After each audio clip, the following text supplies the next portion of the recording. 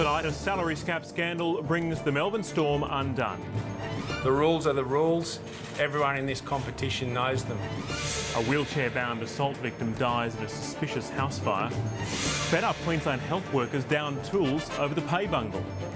We've got people that are owed, $1,700 still. And the federal government ditches the controversial home insulation program.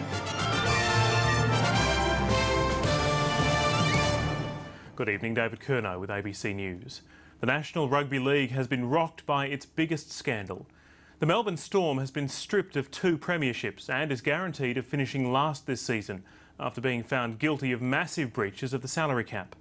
The NRL says the Storm paid players nearly $2 million over the past 5 years outside the salary cap. The acting chief executive and another senior manager have been sacked, and the police are likely to get involved.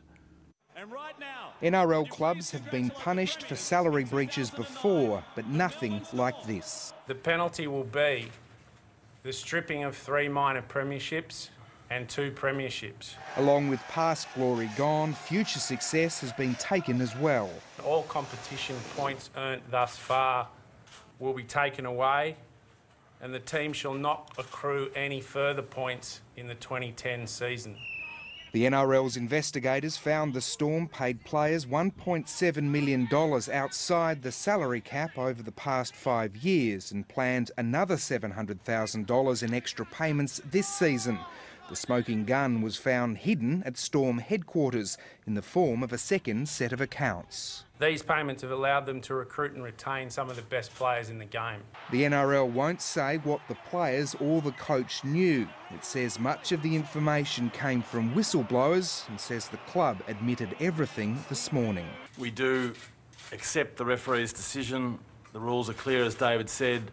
We've broken them. We offer no excuses whatsoever. The Storm is also being fined $500,000 and forced to return more than $1 million of prize money.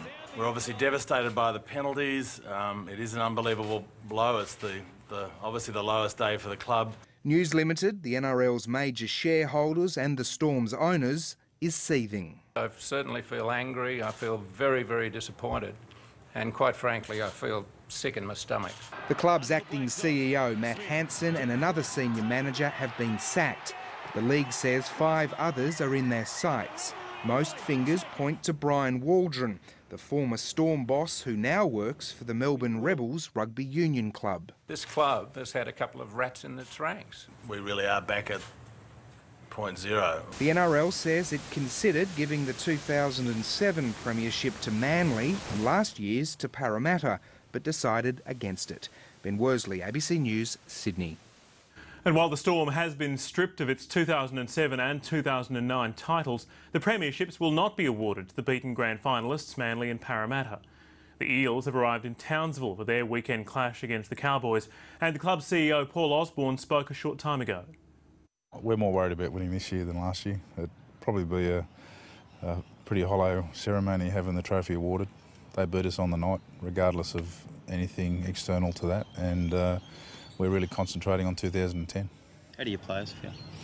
Oh, look, I haven't had a chance to speak to them yet. They're training at the moment. We'll have a chat on the way back in the bus, but I'd imagine they'll be in shock like the rest of us. It's been a pretty big day for rugby league.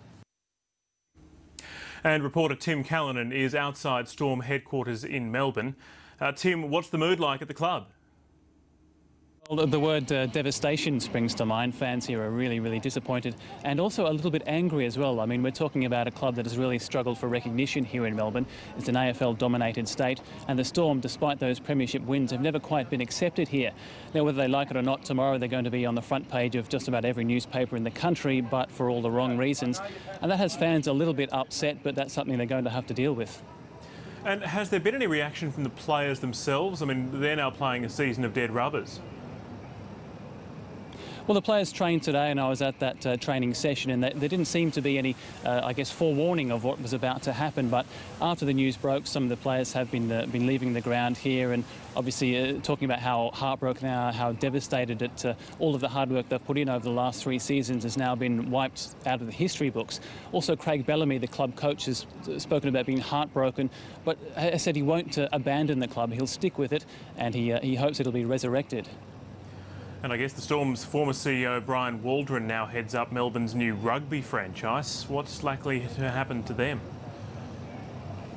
Yes, and it's ironic because the Storm and the Rebels, the new rugby franchise, will be sharing a stadium next year, a stadium that's been purpose-built for rugby league, rugby union and soccer. Now, Brian Waldron, the finger has been very much pointed at him because he was the former CEO here, but the Victoria Police and the Fraud Squad today have said there's been no official complaint made against him or, in fact, against the club at all. So until that complaint is made, there can be no criminal investigation. So that's where it stands, but things change very quickly, as we've seen today, and that may well change very soon. Thank you, Tim Callan there at Princes Park in Melbourne. That wraps up the weather. Back to you, David. Thanks, Jenny. Now a quick recap of tonight's main story. Storm players and fans left devastated after their club is stripped of 2 premierships for rorting the salary cap. That is ABC News to the moment. The 7:30 report is next. Thanks for joining us. Good night.